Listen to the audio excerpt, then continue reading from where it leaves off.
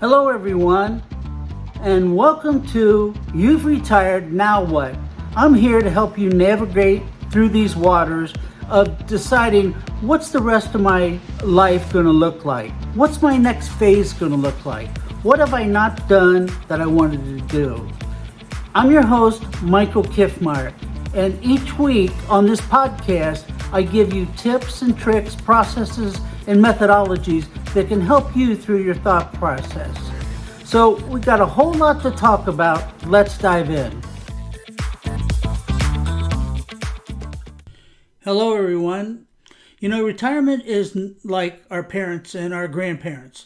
They used to work to 30 years or so, and maybe 40, and then that was it. They retired.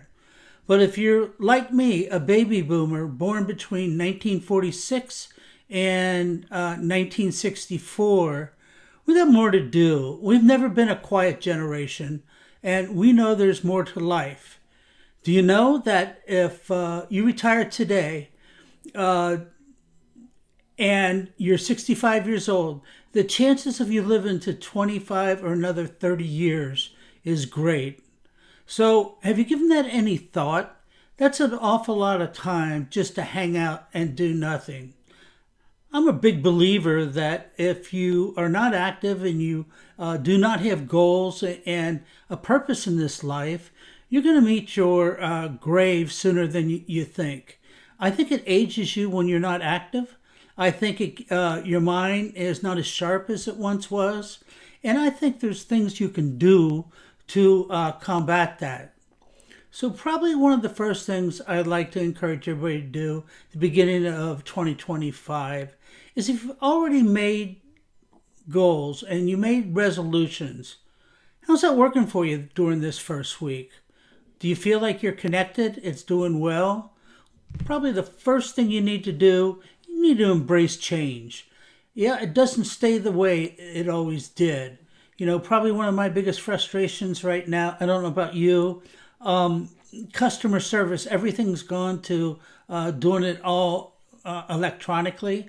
It's hard as all get out to get somebody on the phone, especially if you have a charge you didn't do or whatever it may be. But you're going to have to learn to live with it because it doesn't look like the industries are going to change. They say it's more cost effective to do it this way. They think they can be on top of it more this way. That's yet to be seen. So that's probably one of the first things I'd encourage you to kind of accept. And, you drive yourself crazy trying to fight uphill all the time and think you're going to do better by doing it the old way. All my years of teaching, which is over 30 years, one of the things I'll share with you is change was the toughest thing I've ever had to teach. The subject matter was easy, but getting people to change their habits is very, very difficult. I remember when I taught junior high school and high school, way back when, regardless of you showed a student a new way, I've taught industry and they want to do it the old way. Well, the old way might not be cost effective. It might not be efficient. And you need to embrace change even in your day-to-day life because sometimes new ways can even enhance your life and make your life a lot more acceptable. Embrace change. Don't fight it because I don't think there's a good reason to fight it. You need to take care of your health and you need to kind of take like a holistic approach.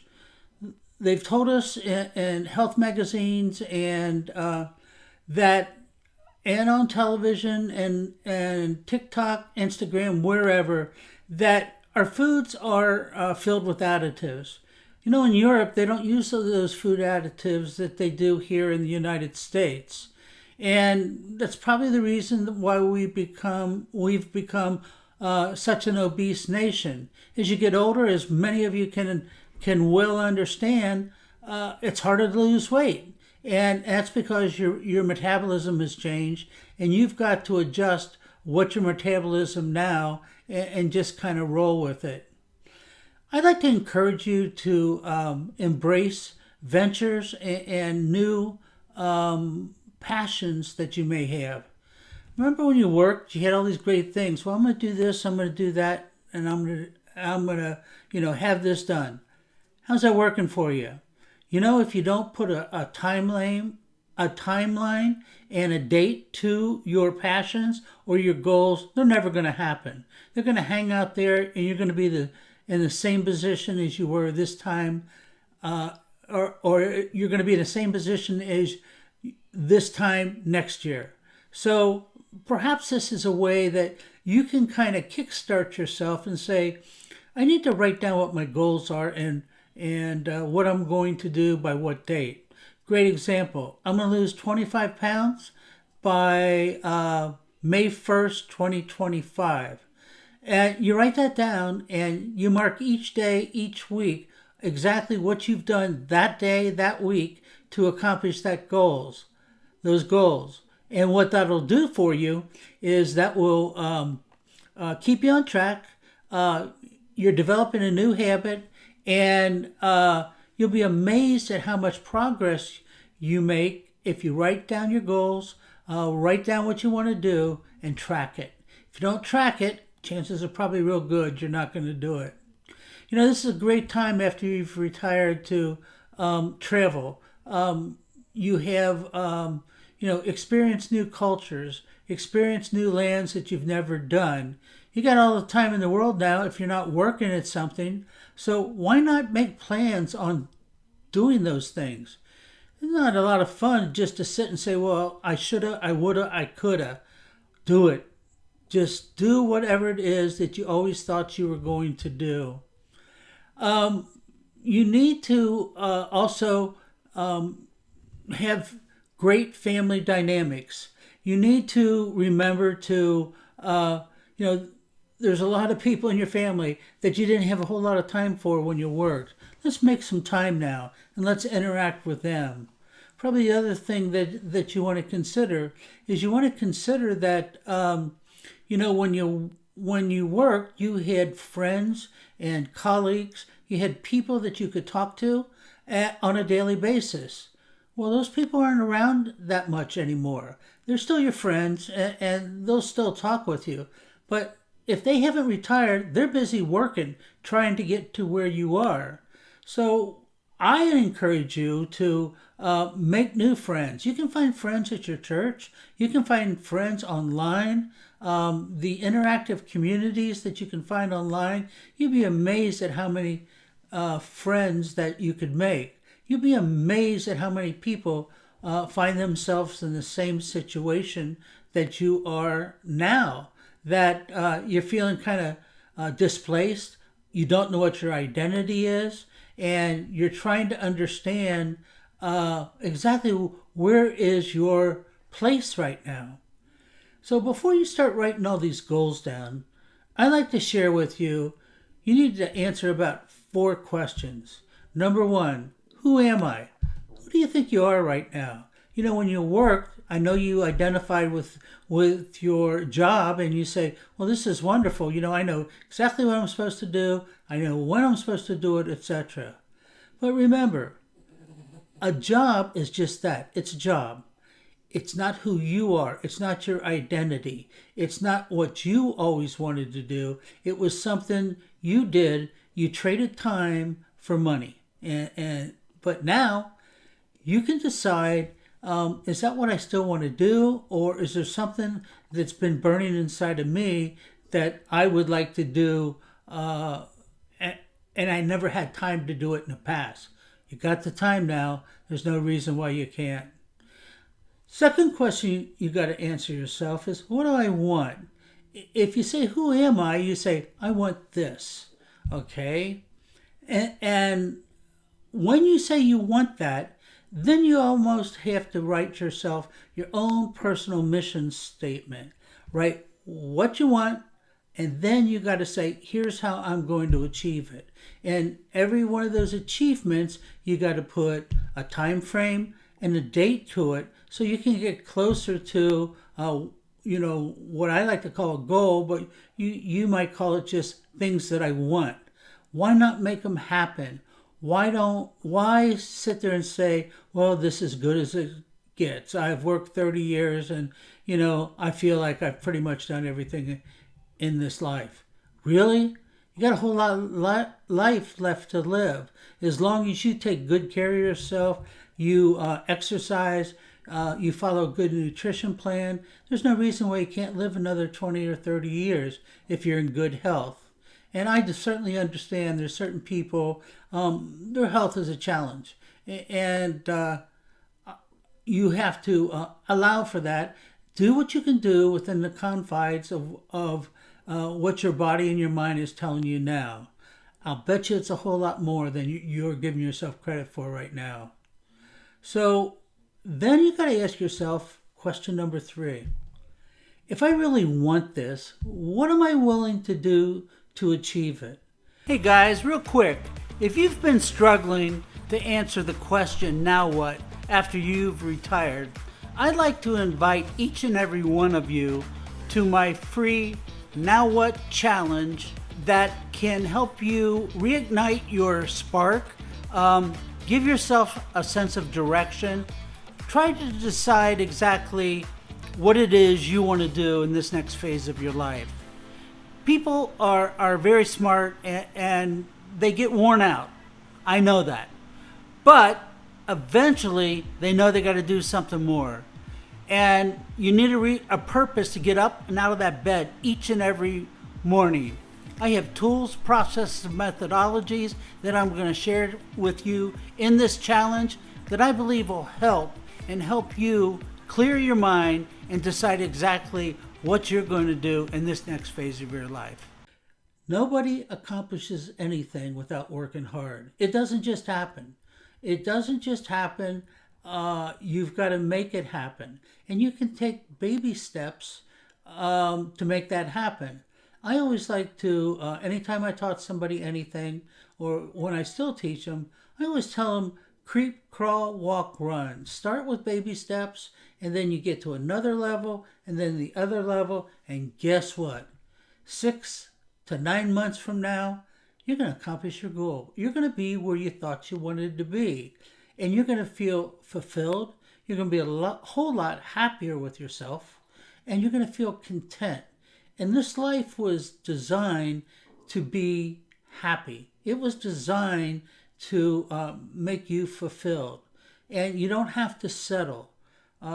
Personally, myself, I don't understand that word settle. I've been told several times what I can and cannot do throughout my life. And I've always been that person. I can't, watch me. And you can do that too. You can do that, and you can do whatever it is you want as long as you have a plan. So first you got to say, who am I? What do I want? What am I willing to sacrifice to get that? And then finally, you got to ask yourself this question. Are you interested or are you committed? Committed, you're going to make whatever it is you feel you want to do, you're going to make that happen. You're not going to just stand by and let the world happen to you. When you work, chances are 9 times out of 10, you did what your supervisors or your boss told you to do. And I'm not faulting you for that. I got to tell you, for many years in corporate America, I did the same thing because we were taught way back when that's what we were supposed to do. But then as we matured and we got older and we retired, we're saying, you know what, I can do whatever it is I want to do. I believe you can do that. So retirement is an opportunity to fulfill all those dreams, all those visions you've had in your mind. You've had lifelong dreams, and usually you didn't accomplish them because you were busy working. You're busy, taking care of a family, taking care of a mortgage, paying bills. So that's understandable. But I'm sharing with you right now, you don't have an excuse. All right? Excuses are like noses. We all have one. And you got to be honest with yourself, and you have to say what you really want, stick that stake in the ground, and move forward. I don't want you to be afraid. because this is new. This is all new. And once you've retired, I can understand that you have fear. Fear you're going to make the wrong decision. Fear of you're going to make a mistake. Well, you don't have to answer to anybody except possibly your significant other, members of your family. The only person you have to answer to is you, right here. And you got to feel what you're going to do right from the heart. Take that step. Know it's scary, but know that you can do it, and don't give up on yourself. So, obviously, when we say use the word retirement, we talk about well, how much money am I going to need? I don't know. Look what's happened this past year. That inflation has gone to the sky, and people are struggling to get by. And then we had recently the poor people in Los Angeles who, through no fault of their own, lost everything. So if you're feeling sorry for yourself and you can't take one step, put yourself in those people's shoes, because they have support, but they're still scared. And I understand that you're scared as well. But put one foot in front of the other, have a plan, and keep moving forward. When it comes to your health and your nutrition, you heard me say earlier here that all the additives that we add to our food, especially in the United States, probably making us obese and making us die before our time. You can change your diet. You can take a holistic approach. I'm not telling everybody to be a vegetarian, but understand what's going in your mouth. You're not as healthy now when you're age 50, 60, 70 than you were in your 30s. Did you know your autoimmune system is not as strong as it was when you were a younger person? So you've got to pay attention to you got to be your own advocate, is what I'm trying to say. You've got to be your own advocate for your health, whatever. Check in with your doctor on an occasional basis. Make sure you get good checkups.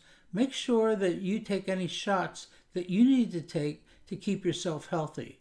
Because if you're not healthy, you're not going to be around. And we want to be around, and we want to be able to do other things. So I'm an educator. I've been that pretty much my whole life. And I'm also a lifelong learner. If you start to read and learn something each and every day, you're gonna ensure that your mental acuity is sharp. There's no reason why you can't look things up. Google is just the gateway to the world. Any subject, anything you want to know, anything you don't know, you can go to Google and look it up. Ask the question. And you know what? You might even learn something new. And that new thing, or whatever it is that you learn, it might become a passion for you. It might be something you want to pursue. And I don't know, perhaps you want that to be a career. People feel a real void when they quit working because it was so much a part of them. You got to fill that void. You got to tell yourself exactly what you're going to do. The other thing I want you to do is I want you to embrace innovation. And what I mean by that is I want you to not be afraid of technology. It's been made so simple right now that it can bring a lot to your phone, right to your desktop. And why don't you learn some of that? Learn how can it help me? I know everybody's talking about artificial intelligence and they feel it's going to take over the world. It's just a tool, ladies and gentlemen. It's not something that's going to displace human beings.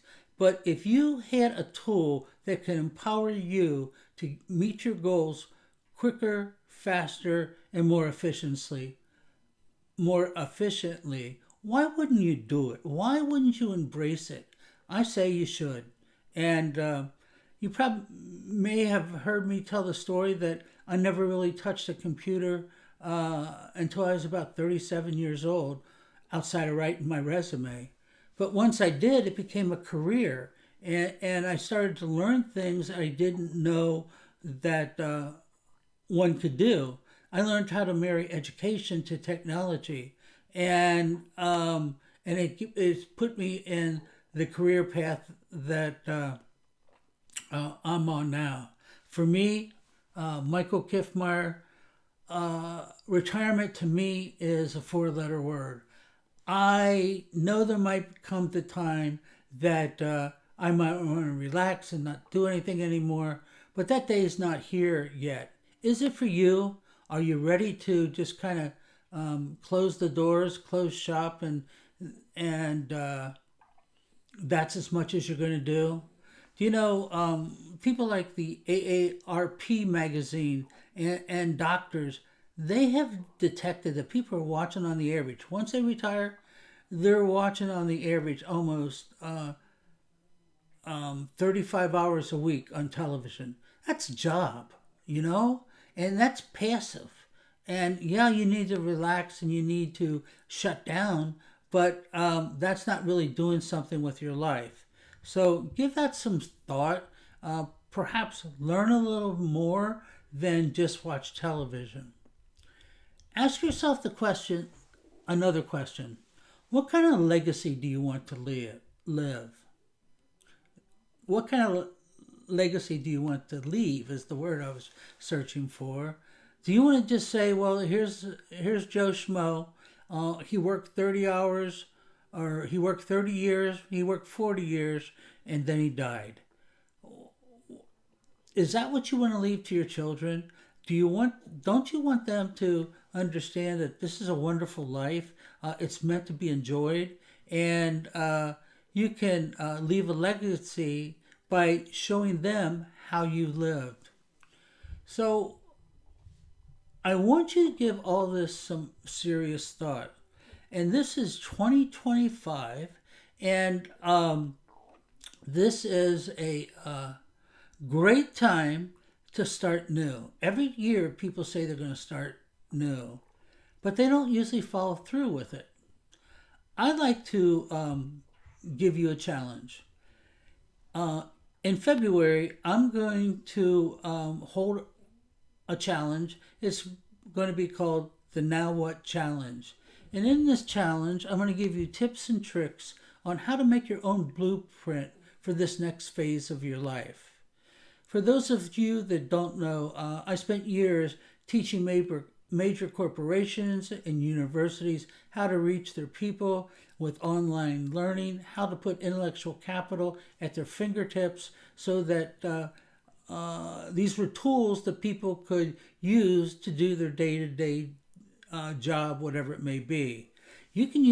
I can show you how you can use those same tools to help yourself. We're going to examine things in this challenge on what is your why, what do you want to do, why do you think you want to do it. Did you know that if you don't match your interests to your values, chances are probably pretty good that you're not gonna do it. You might start it a little bit and then drop it, and you might have an interest right now that you really think you want to pursue, but once you really start to break it down, you're gonna say, "I really don't want to do that."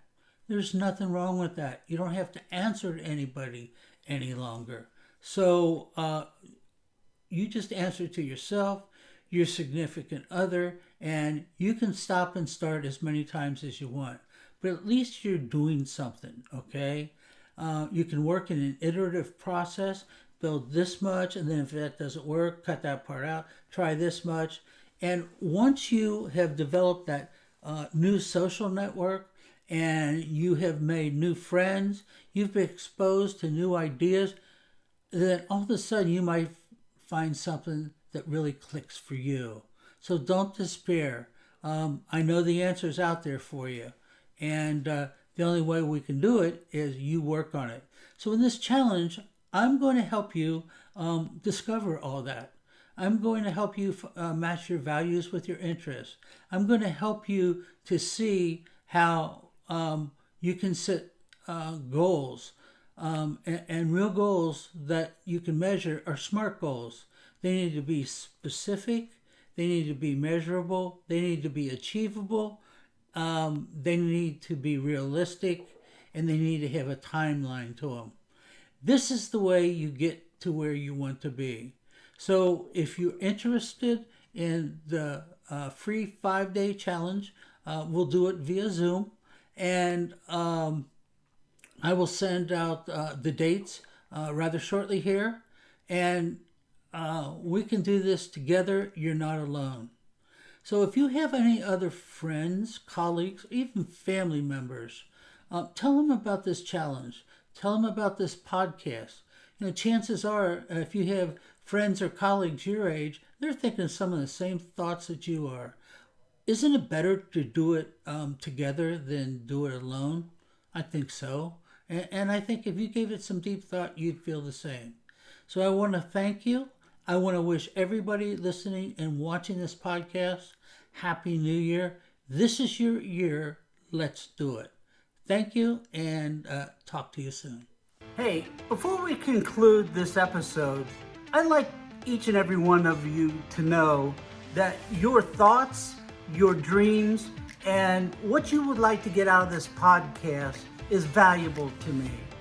My whole goal and my mission is to serve you like I have served others. For years I had taught major corporations how to use learning as a competitive advantage. I want to do the same for you. So please leave your notes or reach out to me, and I want to gear this podcast towards your wants and needs and help you as much as I can. Again, this is Michael Kiffmeyer, and you've listened to You've Retired, Now What? I want to thank each and every one of you for listening.